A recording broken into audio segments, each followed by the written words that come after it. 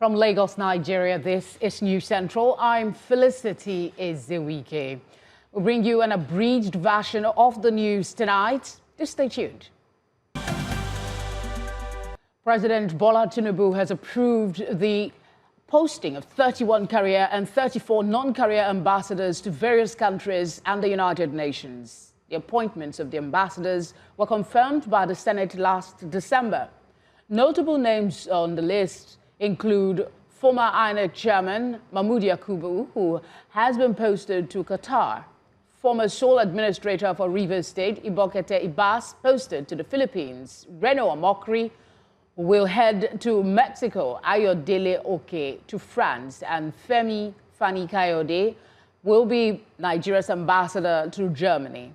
The president has directed that the Ministry of Foreign Affairs should immediately commence the induction program for the ambassadors designate and high commissioners.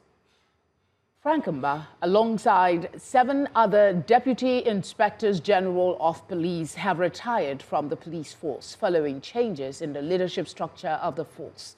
The development comes after Bola Tinubu appointed Tunji Disu as the new Inspector General of Police, replacing Kayode Egbetokun. In response to the changes, the Police Service Commission has announced the promotion of 7 other Assistant Inspector Generals to the rank of DIG after a selection process. The newly promoted officers include Zachariah Farah Achinya, Zango Baba, Isyaku Muhammad, Margaret Ochala, Muhammad Suleiman, Kenechukwu Wemelie, and Umar Nadada.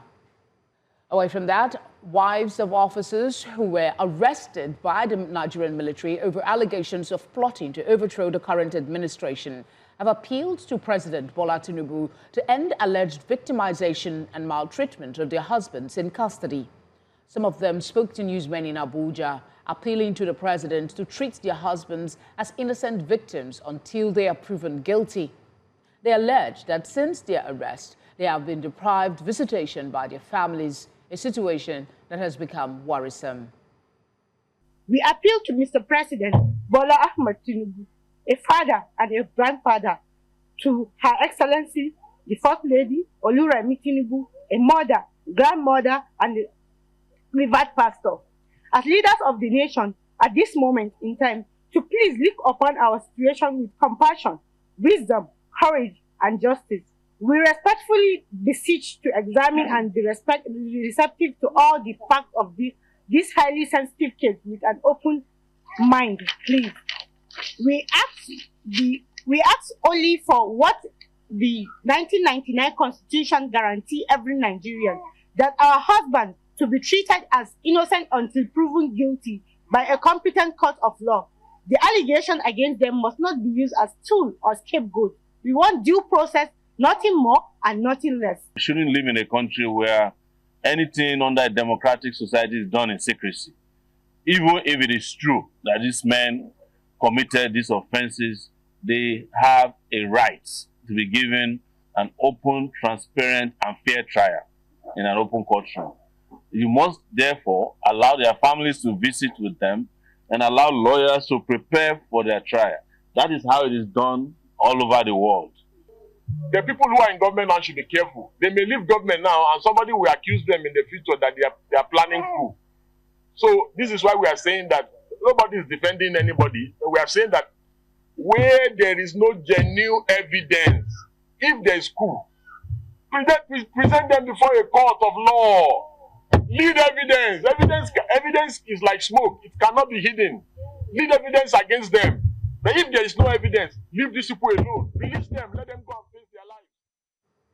Family of former Kaduna State Governor Nasir El-Rufai has called for his immediate and unconditional release from the custody of the Independent Corrupt Practices and Other Related Offences Commission.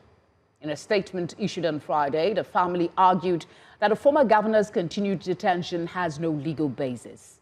The statement was signed by Bello El-Rufai, a member of the House of Representatives, representing Kaduna North Federal Constituency.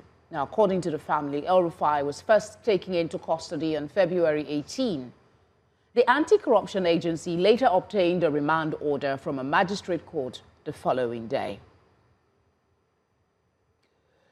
To security matters now, Borno State Governor Professor Babagana Zulum has appealed for the deployment of more troops and high-tech military equipment to ensure safety of the residents of the state. The governor made the appeal shortly after visiting survivors of Ngoshe attack who were taking refuge in Polka town of Ugwoza local government area. News Center's Umaru Kirawa completes the report. The pain of losing a loved one. These are the survivors of the Ngoshe attack in Ugwoza local government area of Borno State. They now take refuge in Polka town, a nearby community. Duk muna da kaya gida kwata-kwata. To, wanda sun tafi da shi, mun rabu daidai. To, akwai abin da muna cike ne haka.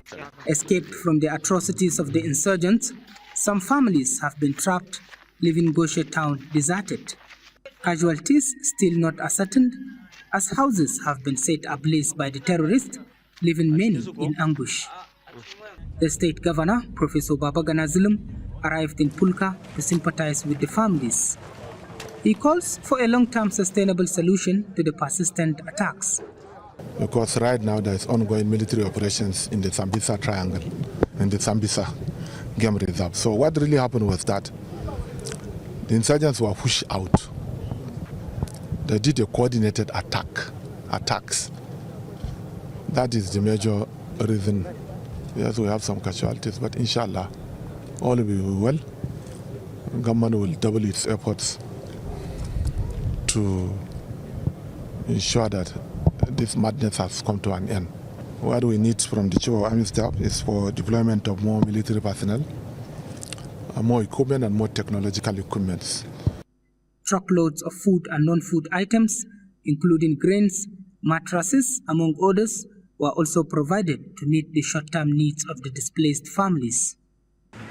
Families are returning home after the armed forces repelled a Boko Haram attack on Konduga local government area, among other locations, including Jakana and Mainti.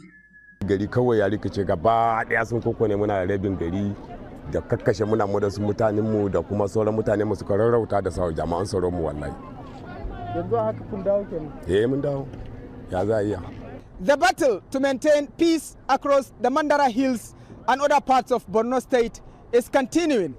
Authorities insist that deliberate efforts are being intensified to ensure the stability in the region. From Polka for News Central, Umaru Kirawa.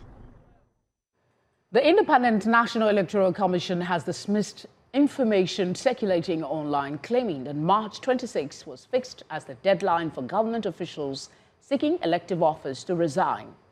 In a statement on Friday, the Commission clarified that the information did not originate from the electoral body and described the graphic as false and misleading.